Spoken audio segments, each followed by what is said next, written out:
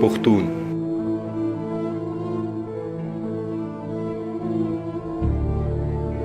پختونوں میں پہلا مسلمان سلطان قیس عبدالرشید بڑی شان و شوکت والا گزرا ہے۔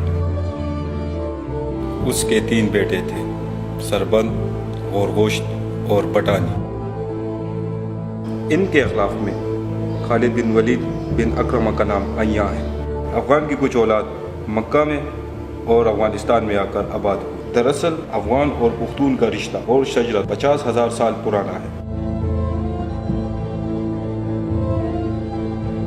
11ویں ہجری میں سرور کونین امام المرسلین محمد مصطفیٰ صلی اللہ علیہ وسلم کے بزرگ صحابی خالد بن ولید رضی اللہ عنہ نے اپنی برادری کے افغان سلطان قیس کو مدینے سے دعوت اسلام کا پیغام بھیجا۔ مدینہ جا کر قیس سلطان بمائے 72 پختون حضور پاک صلی اللہ علیہ وسلم سے بنفس نفیس ملے اور پیغمبر اسلام کے دست مبارک پر بالواسطہ سب 72 پختون مسلمان ہوئے۔